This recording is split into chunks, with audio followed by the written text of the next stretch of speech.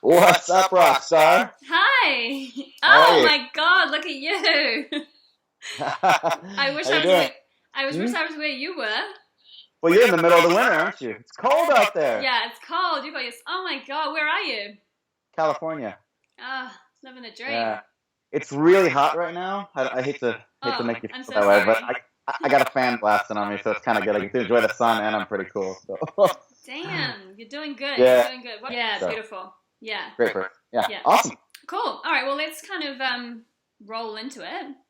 So I would love to sort of start, I guess, by kind of giving you the floor to kind of give a rundown about kind of what it is that you do, and I guess also like kind of how you stumbled, well, not stumbled, but entered into kind of what you do in coaching.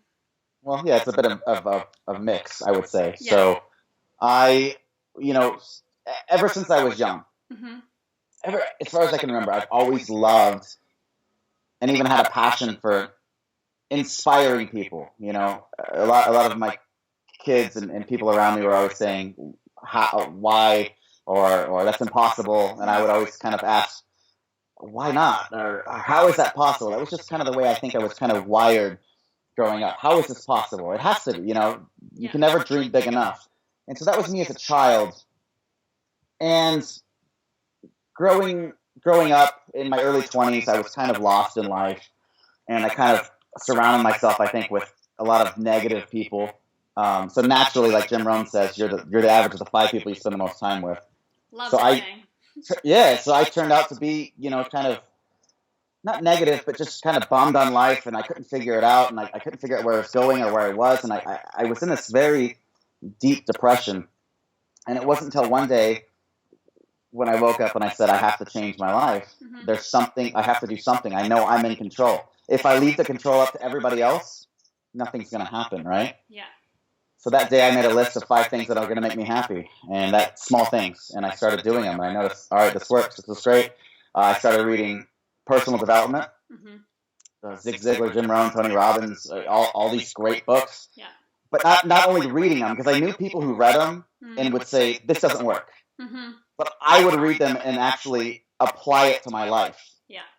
And it worked so well. And then I didn't know this was something that I can work with people on doing. Yeah. I turned back into that positive kid again. That was me again, and I felt great.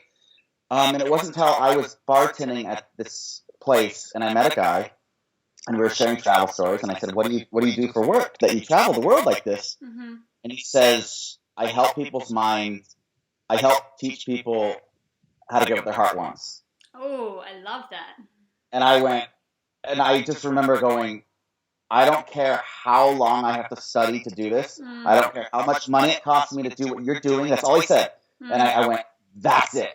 Yeah. It's just this light switch went on. I go, inspiring the world, or in just, and I started dreaming big again. And this guy mentored me, and I found a few mentors, and the rest is history. Business mentors and coaching mentors, and here I am. Just I've never been happier, even as a kid. Like I feel like a little kid every day, and I'm just so grateful. So in a nutshell, that's kind of the story. I love it. So, how long ago, or whichever question you want to answer, how long ago or how old were you, I guess, when you kind of had that moment where it got, to the point where you said enough was enough and you decided to change? I probably about 23, I would say. Okay. Yeah. 23 years old, yeah. Yeah. And it's just I saw my life at 30 Mm. going up, doing the same thing. You do the same thing over and over and over again, and you expect somebody to come save you from yourself. Yeah. I'm just very fortunate that I was smart enough to know that that never happens. Yeah.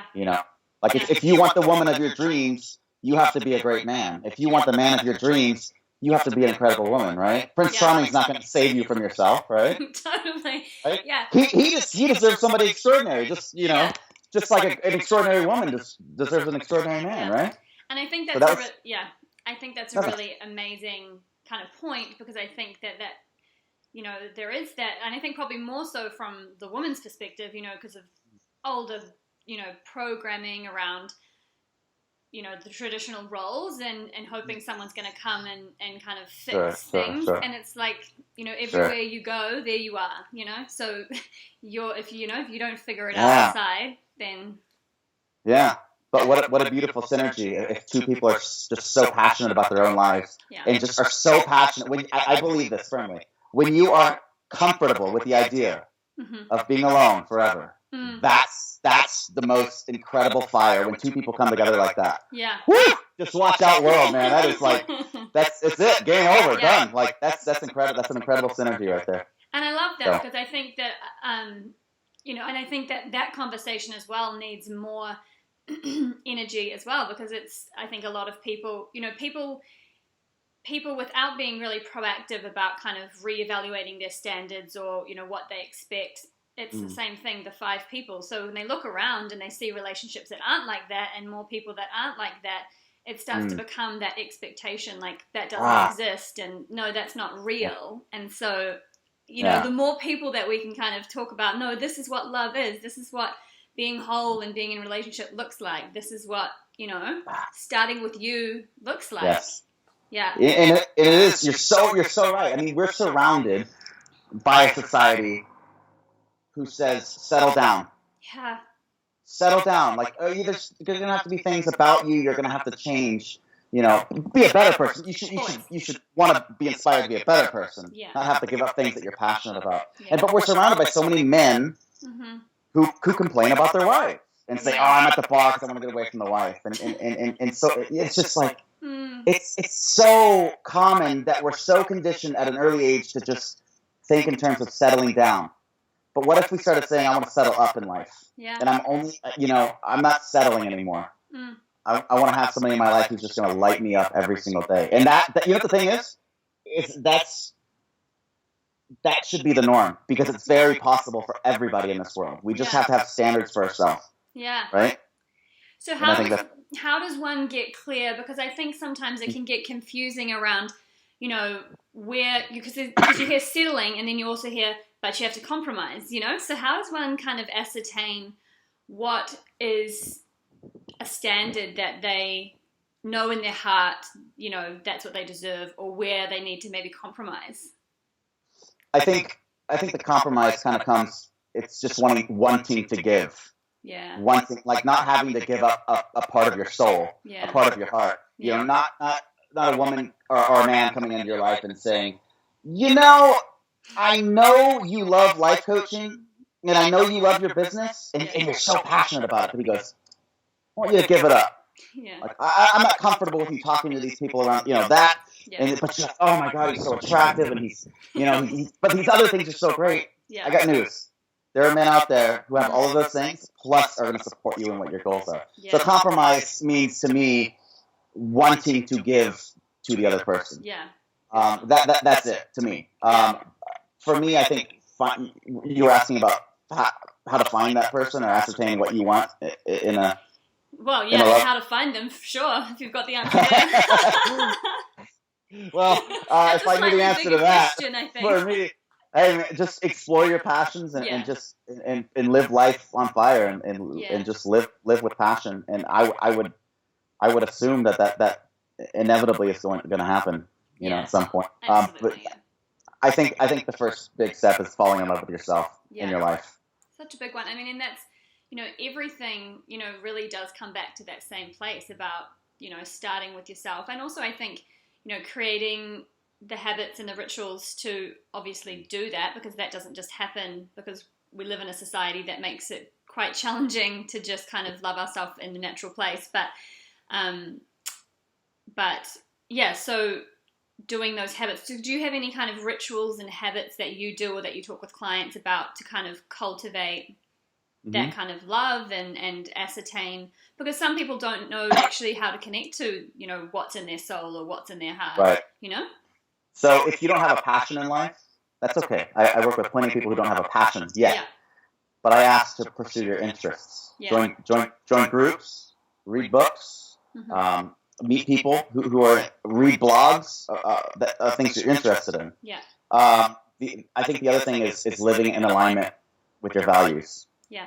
So that brings absolute clarity in life.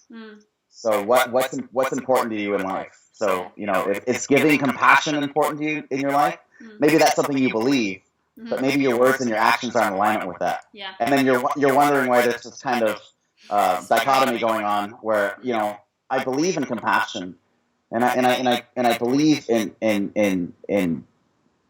all of these things with your values, but you're not acting in alignment with those. Yeah. And I think that's huge. Values, just living in alignment with your values. Yeah. We all have values, whether we know it or not. Yeah. And a lot of the reason people are so unbalanced and not meeting the right people, and whether that be friends or relationships or whatever, is because we're not living in alignment with these things. Yeah. And so, we want somebody who's gonna be compassionate with us too, right? We want that, and we believe it, but we're not giving compassion back to the world, right? Yeah. And so I see that there's this huge kind of line there. Yeah. That's, so. And it's absolutely, you need to be what it is you want to attract in any way. So whether it be business, whether it be a partner, whether it be friends, whether it be whatever it is, and that's exciting because it means that you're in complete control of what your results are. And essentially, when you step up and say, yeah, okay, I need to change, and that's going to affect the results, which is an awesome place to be. Yes, it is. Yeah, it's such a powerful place. Yeah. Yeah, absolutely. I love it. Yeah, I love it. So what does a morning routine look like for you? Like, do you have kind of non-negotiable habits or routines or rituals that, help you create that space for you personally, and also in your relationship? I'd love to know if there's any kind of successful habits that you do within your relationship with your girlfriend. Tell her I love her every morning before she gets up, in a message, and how much she means to me and why she means so much to me every morning. So that sets the standard for the rest of the day. Yeah. Right, and that for me too. There's little things that she knows now that I enjoy. That I got a smile on my face the rest of the day just to these little things, right? So yeah, that's always be open and authentic with her. Be willing and ready to have a conversation, not an argument. Beautiful, yeah. So this is why this is important to me, and I think that goes a long way. Just a 2-minute little conversation has the power to change, to keep you married for 6 months or 60 years. Yeah. I believe, and I've seen that with some people I've worked with. Just how just little things like that. As far as my own morning ritual, I don't know if you read the book by Brian Tracy, Eat Your Frog. I haven't. Okay, so Eat Your Frog, he talks about what is that task that's just haunting your brain, that you're going to sleep and going, oh, God, I got to do that tomorrow. Yeah. Do that first thing in the morning. Yeah. Do that as soon as you get up in the morning. So usually what I'll do over coffee is I'll answer my emails and my social media. Okay. Wow. So, that was always my big kind of thing, and I would oftentimes in the past kind of let it kind of collect dust, and I'd have to answer just so much Twitter and everything at the end of the week, and it would drive me nuts. So as soon as I started creating that ritual for myself every morning, I started to really like it. I had fun. Yeah, right. And it only took 25, 30 minutes. Yeah. And then I would meditate. Mm-hmm. So I meditate for 15 minutes a morning. Yeah. And I'll meditate either on something. Cool. On an idea, on what I want to accomplish today, who I want to become, living in accordance with my values, or I'll just be mindful of the moment and present. And then usually surfing or working out. Nice. And then after that, I get to work with my clients and everything else according to my business. And once that's done, time to play. Let's have fun. Beautiful. Let's hang out, have family, friends, whatever else. Yeah. So sounds like a good day. Yeah. Yeah. And I think, there's, and these are the things, there's patterns in, success leaves clues, right? And so it's these little things and setting yourself up for that success, creating that space to get clear. Who do you want to be? How do you want to show up? Because that affects what you attract in for the rest of the day. And again, it's creating that result from starting with yourself. Isn't the morning such a powerful time, because you are, like you said, you're setting your standard. Yeah. So I can choose every single morning to lay in bed for half an hour and check Snapchat and check my Instagram and Facebook and get all irritated because of politics on Facebook and I'm upset. Yeah. And I wake up in a bad mood, and then I turn on the TV and I can watch mindless television for half an hour. But if I do that, little changes. Yeah. Instead of sitting in bed and going through social media, wasting my time, I can get up and I can eat my frog. Yeah. And then I can meditate. Yeah. Right? Yeah. And then once you do that, you're kind of really setting the standard. You're getting inspired, not pissed off at the world, right? Yeah. You're feeling good, right? And so, yeah, you're so right. It really does start that snowball effect for the rest of your day. Yeah, especially I think when you've kind of done that thing that's been lingering over you, because you don't want to do it, but it's there all the time if you haven't done it. So right. Just but how good does that feel to finish it? You just like that's endorphins. Oh man, that just feels to me. That is my just happy place. When I'm done with it, I'm like, oh man, I feel like a kid that just graduated high school and doesn't have to go back to high school again. I feel so good. So it is setting whatever that thing is for you though. Yeah. That sets the standard in a positive way throughout your day. Maybe it's reading. Yeah. Maybe it is meditating. Maybe it is calling your spouse or calling a loved one and just telling them how much you mean or how much they mean to you. Yeah. It could be a number of things, but being cognizant of setting that standard every morning. Morning rituals are so vitally important. Yeah. Yeah, I couldn't agree more. I made a video on that yesterday. Yeah, it's oh, did you? Yeah. It's just, I mean, it is. It's if you, and again, it's kind of about taking back control of kind of the influences as well. I think because as operating in this world with so much noise and so much information and social media, and it can be so easy just to, and even as a super conscious and aware person who's aware that I'm getting influenced, you can still sometimes go, hold on, wow, I feel really hungover from the fact that I've just spent this much time on Facebook, or I've just woken up into the day and kind of thrust the default programming, because essentially, it's, if you don't cultivate your mind for greatness, it will just be average. And yeah, you gotta pluck the weeds grow without you asking them to grow. Yeah, right. Damn it. But beautiful flowers, you gotta plant the seeds for those, right? Yeah. And little seeds. Yeah. Little seeds can sprout extraordinary trees. Yeah. Right? And we are so inundated with distractions. So inundated. And it's so easy I can use Facebook.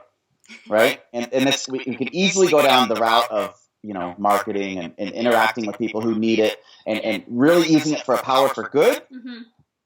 Or we can very easily just go, I'll go down the news feed just a bit. And Donald Trump said this, I'll click on that link. That's crazy. Oh my God, now I'm all fired up, right? Yeah. And it's such a fine line, but that's the beauty of it to me. That's the beauty of it, is that these things are tools for good. Yeah. They can be, but very little people use it as a force for good. Yeah. So, and it's so easy. We can easily just, I gotta, we're out to dinner. You've seen this, I'm sure. And, I got that notification on Facebook. I see people like this all the time, where they're on their phones talking, but they're not really engaged in a conversation. They're somewhere else. And in 10 years from now, you're going to remember those incredible dinner conversations. You're going to remember the time that you went on that hike with your friends and left your phone home. Yeah. But you're not going to remember how many followers you had on Instagram. You're not going to remember how many, those Snapchats that you get. You're not going to remember any of that. So it is being mindful.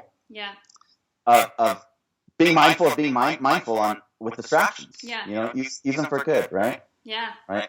And I think this is an interesting kind of segue as well, talking about, at the end of it, what are we going to remember? And I think this is something that, again, is another conversation that we need to kind of put heat on, because I think we've kind of become, and was, probably we've always kind of been, but traditionally it's this importance that's placed on, achievement and, how big is your following, and, what am I achieving? What does my success look like? What are others thinking of me? What, really taking our worth and our kind of experience from what we're building, as opposed to, how much we're giving, how joyful we are, where is our, how exciting is every day that we're in. And so, I'd love to kind of have a conversation with you about that as well. And I'm sure that's probably something, probably something I'm delivering a lecture on this. Cool. In November. It's exactly this. Because I think as well, it's definitely happening with women, because women are becoming more in business and creating more for themselves.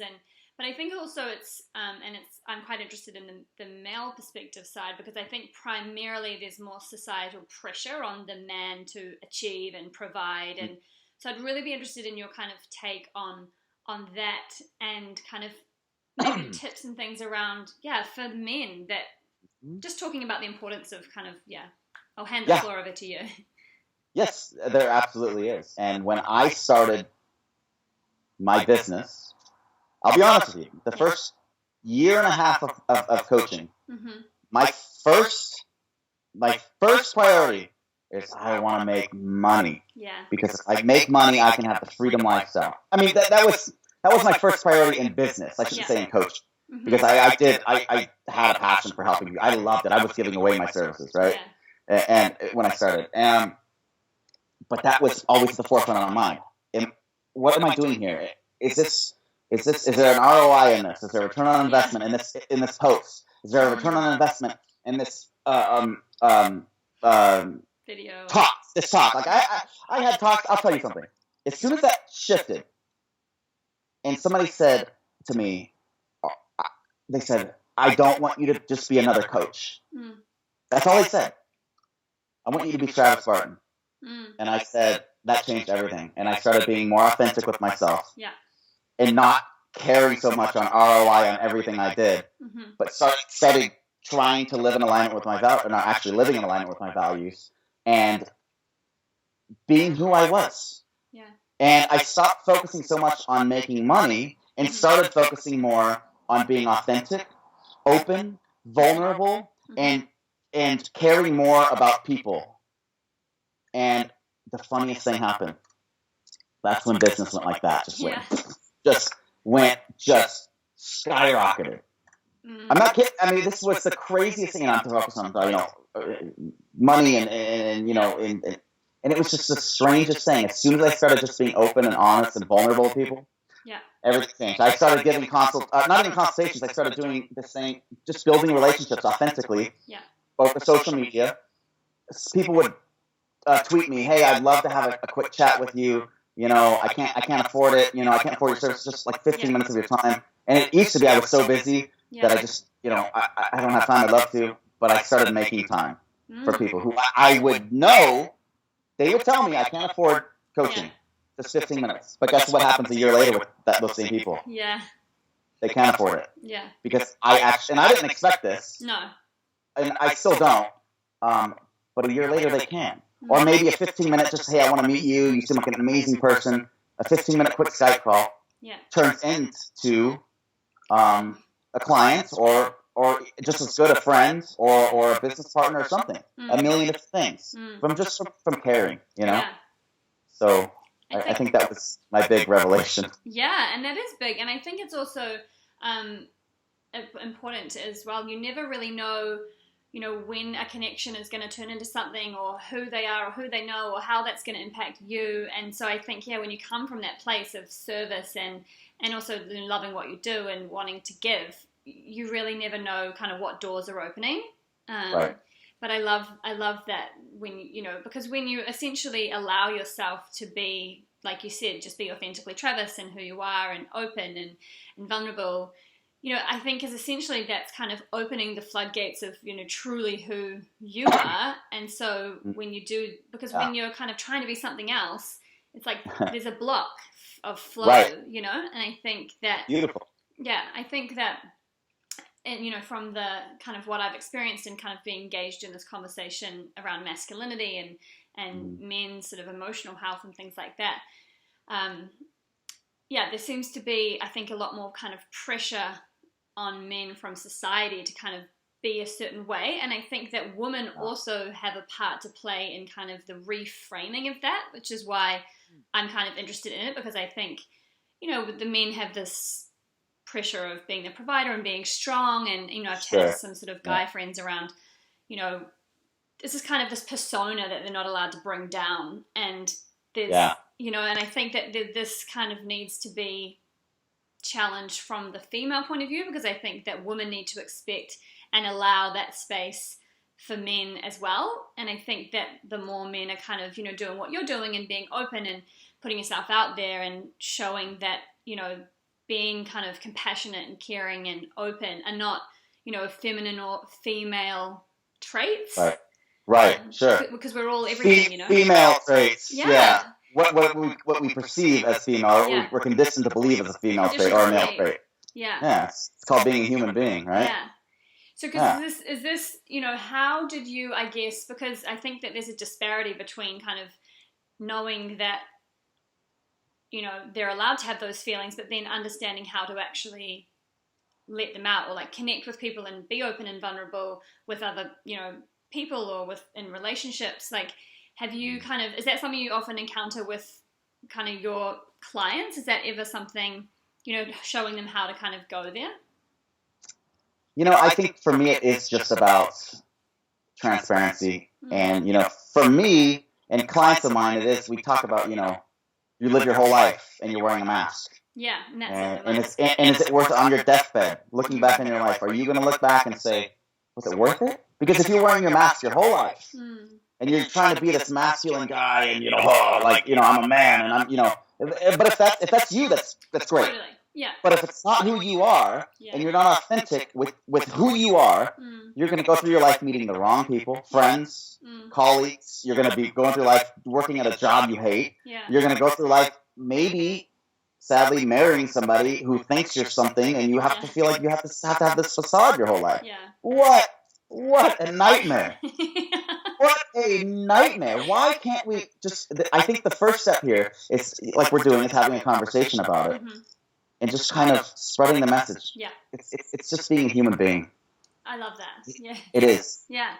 I love that. I think it's sometimes, the dynamics between men and women and just woman and woman or whoever can get so kind of distorted, and there's so many labels and boxes, and I think it's just, I love that.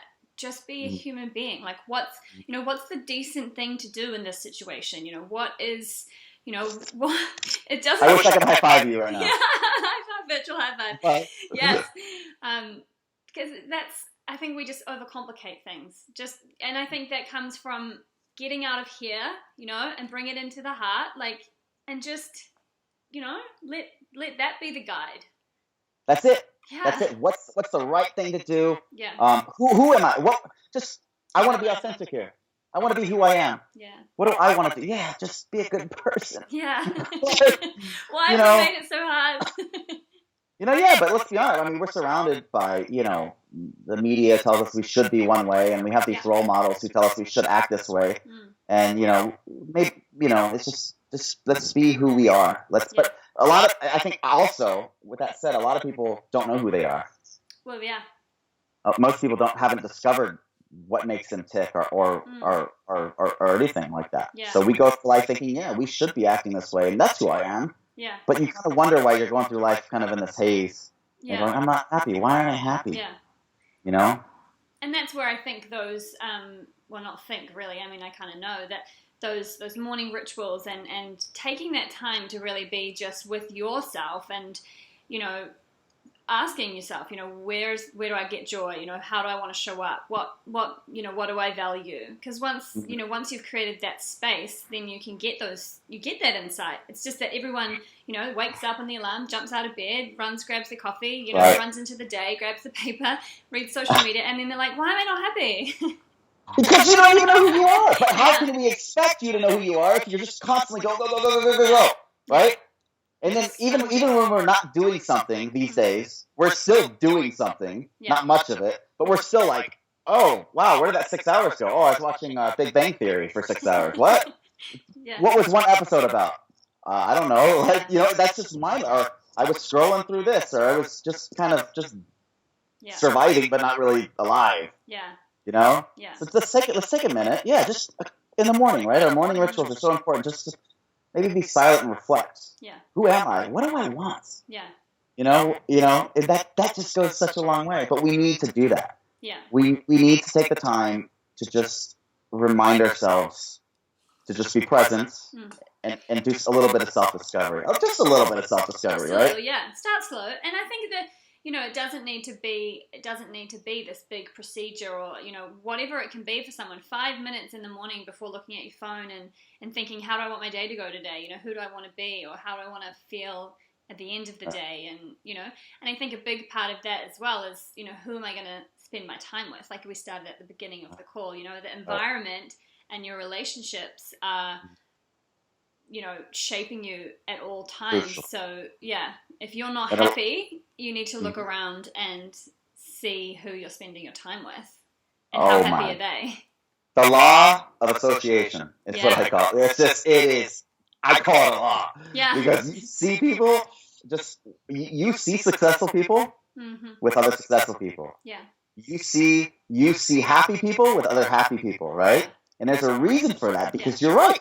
It does shape who we are. So if I want to be happy and I'm sad, I gotta kind of start cutting my time out with people who are so negative and say, hey, I want to hang out with these people who are happy all the time, right? Yeah. If I want to be in shape, maybe I'll start hanging out with people who eat a little healthier and are in shape, rather than the person who goes, come on, man, have some of this pizza. What are you doing? Like, have a beer, have another beer. You know, it's very, very difficult. How can we expect to become who we are, or who we want to be, or even who we really are, if we're surrounded by people who expect the exact opposite of us, right? Or even disparage us for wanting to grow, right? Yeah. So I think it's a big thing as well, because I think a lot of people have a resistance around that, around, you know, I guess loyalties and kind of knowing people for a long time, and, you know, because when people grow, you know, it makes other people uncomfortable. So, you know, that can be what happens in groups when they kind of, like you say, discourage you from really kind of stepping up. But it's, I think, for people who are scared of, you know, creating that change or getting rid of people, and maybe scared they won't meet new or more people, it's like you are always rewarded for making that change and up-leveling. You know, because nothing new can come in if something is in its place as well, I think, which is important, you know, relationships, like especially intimate relationships, like, you know, people settling with this fear of, like, because I watched one of your videos the other day around settling and, you know, the societal pressure around a certain age, you know, and I'm kind of getting to that age, and it's, you know, lots of people are getting married and doing all of this, and there is that pressure, but it's like you're never going to meet the one or someone amazing when you're with someone who's you're thinking is good enough for now, you know? You're not opening yourself up to that, right? You're not. I love, speaking on your point of, you know, there's that pressure with the group that you're in now, if you want to grow, right? And they kind of disparage you and knock you. I've come to the point in my life where I love that, because it tests me. Yeah. It tests my values, it tests my goals, and it motivates me so much. Yeah. So any person who has something negative to say about where you're going, that's a good thing, because it's testing you. Yeah. It should test you. And if you're aligned with your beliefs, if you're in alignment with those, then why does it matter? And if you're not in alignment with them, then it teaches you to be more in alignment with them. Yeah. In my opinion, I just sent this picture to one of my clients this morning, actually, and it was this caterpillar sitting at a table talking to a butterfly, and the caterpillar says to the butterfly, "You've changed." Yeah. And it's like, you say it like it's a bad thing. Yeah. Yeah, I have, you know? Yeah. And that's okay, right? Yeah. And I think it's when growth and development, you know, always leads to a better life for the person growing and changing. So it's kind of just asking the question, you know, do you want to be happy? That's always my kind of thought. It's like, do you want to have more joy? You know, do you want to believe that life is working for you? Do you want to believe, to have trust? You know, like, these things are all choices, and to believe in that allows a more joyful experience, and to not allows for anxiety, depression, you know, jealousy, all of that. So which one is more enjoyable for you?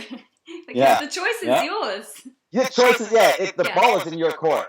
Always, you know, you can take charge. Absolutely. Yeah. Absolutely. Yeah. But, you know, I think most people don't really, I feel like most people don't know that. Yeah. So just to have one small, simple conversation can go a lot of way for most people. Yeah.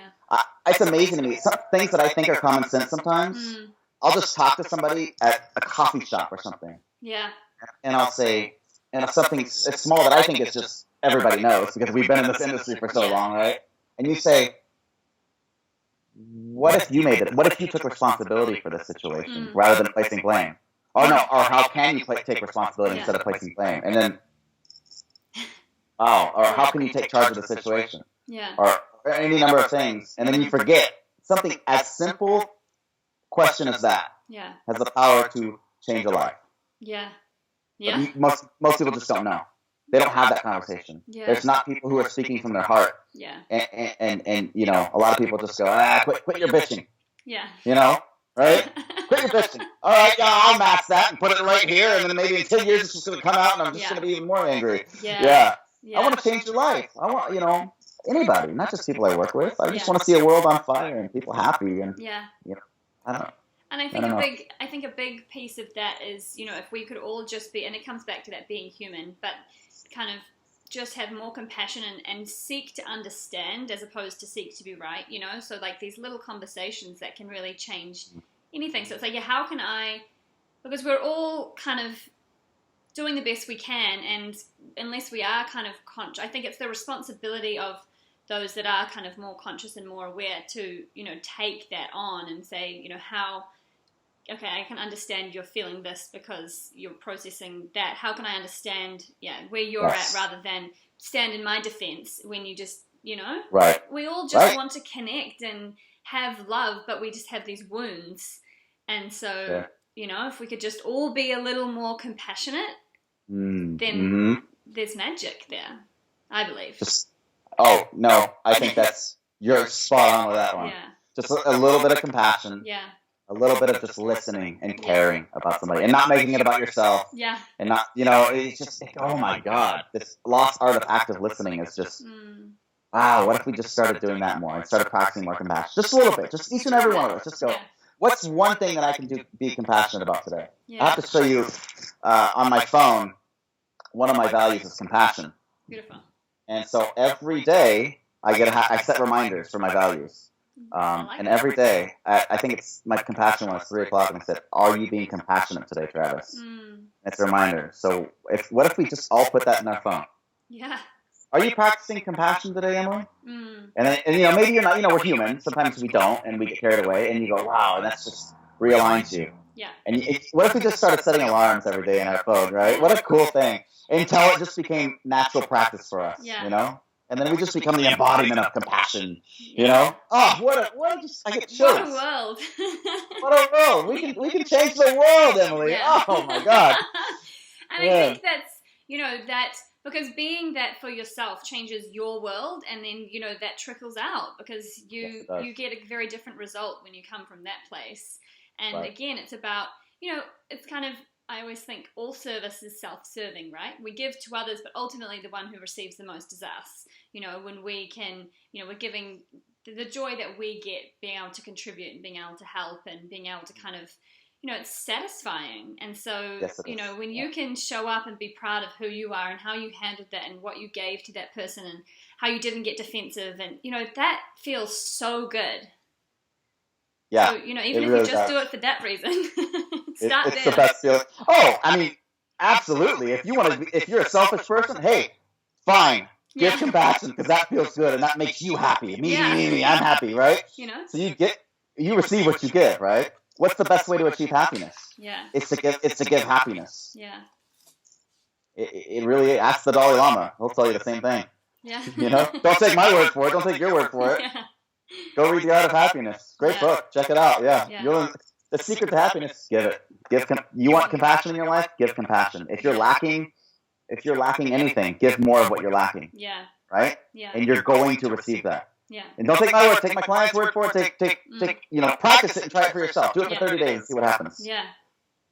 And I think it's, and that also translates, I think, in sort of business as well, because I kind of like to operate from the mentality of, operating business as well from this place and this giving place, and not being fearful of competition. And obviously there's logistics around that, but it's, getting away from that lack and that comparison, and it's kind of like what you said, don't be another coach, but that's the same for anyone in their business. It's like, be authentically, what you want to create, and stay in your lane, and stay, in the joy of it.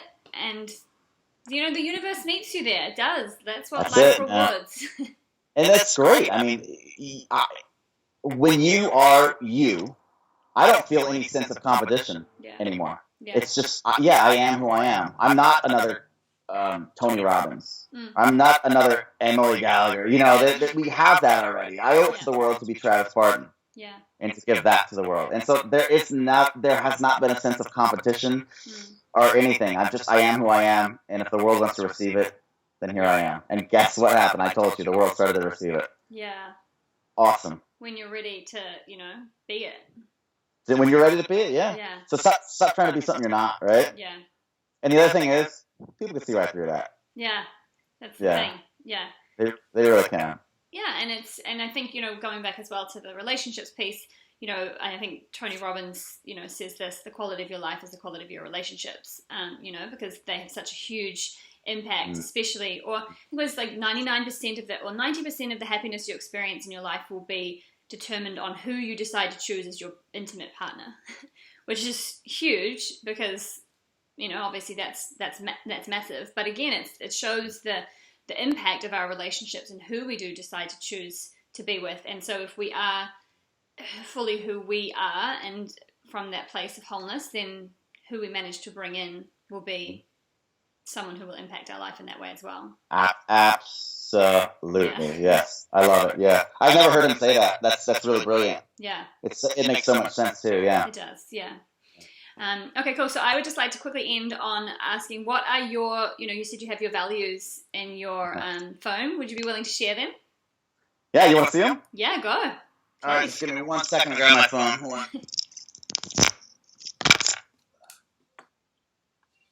Actually, one of my alarms is going off right now.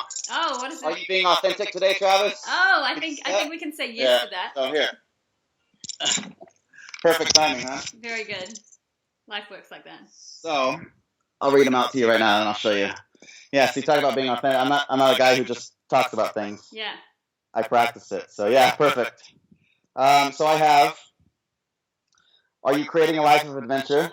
Oh, I like so that. Adventure represents freedom to me. Yeah. So, are you creating a life of adventure? Are you being thoughtful of others today? Beautiful. So that means being proactive in anticipating people's wants. Yeah. So caring more about somebody else than myself. Yeah. Are you being authentic today? Right? We spent a lot of time on authenticity today. Are you being compassionate? So to me, that's a little different than thoughtful. Yeah. Compassion means active listening and actually genuinely caring about somebody. And then 7:00 p.m. every night. Were you disciplined today? Oh. So discipline yeah. was something I actually just changed one of my values, and so discipline is crucial. So every day I want to say yes, I was. I didn't scroll through Facebook newsfeed. I answered the messages from people who wanted to get in touch with me instead. Yeah. Or I meditated instead of watching the news, right? Yeah. Things like that, right? It's a good one. Yeah. Yeah. That will get you at 7:00 too. It's, you can't really kind of go back and change it then. You're done. Yeah, right? And at the end of the day, I got to face the man in the mirror, yeah. right? And I go, oh, like that. It does bum me out when I'm not in alignment with these because I get them every single day. Yeah. And do try this. I mean, I don't know if you do, but try it and look at it every day. Just commit to yourself. Just look at it for a couple seconds. Go, think, am I being authentic today? No, I wasn't. And that's okay because we're human. But I'm going to be authentic today. Yeah. And you turn it off, right? Yeah. So. No, I love that. I'm definitely going to reconnect to those. And I think as well, it's about, you actually have to take the time to decide, because your values will be clear, because it's like Dr. Don DeMartini says, look around all of your spaces and you will start to see, what you value. But it's about whether or not what you're valuing currently is in alignment with what you think you value. Because some people can say, I value family, I value health, and then you look at their life and it doesn't actually, the actions don't represent that. So I love the consciousness of this is what I value and how will I create that in my life today. Just simply being aware of it too. Because we all have value. We all have values. Yeah. But most of us don't know what they are. Yeah. So just to be aware of those and go, wow, that's what's important to me. That's why I'm not happy in my job. That's what's important to me. That's why I'm not happy in my relationship, right? Yeah. Or that's why I'm not happy. That's why I feel unbalanced in life because I'm not living in alignment with my values. Yeah. Huge. Yeah. Absolutely huge. I love it. Okay, well, I'm going to wrap it up just by saying thank you so much for connecting with me all the way from California. I mean, it was so rad just to kind of have a jam session with you and share this conversation and hopefully, help create kind of some positive change in people's lives and, honor you for what you're doing and how you're showing up because it's, it gives everyone else the permission to do that as well. So super grateful. Beautiful. Thank you so much for having me. I had a really good time. Great conversation. Awesome. Yeah, no, that was lots of fun. So, I mean, I had so many questions there, but it's just kind of fun to have a conversation and sort of see what comes out. And so I hope that was good for you. Absolutely. I loved it. Amazing. All right, well, go have an amazing, compassionate, thoughtful, disciplined day. What are you going to go do now? I have one more client. Oh, nice. And it's time to play. So I'm going to go see a movie with my brother, actually, later on tonight. So, yeah. All right, awesome. Well, it was super, super amazing to connect. So let's stay in touch, and I'm sure we'll collaborate sometime in the future again. I'd love to. Awesome. Be good. All right, cool. Bye-bye. See you, Travis. Bye.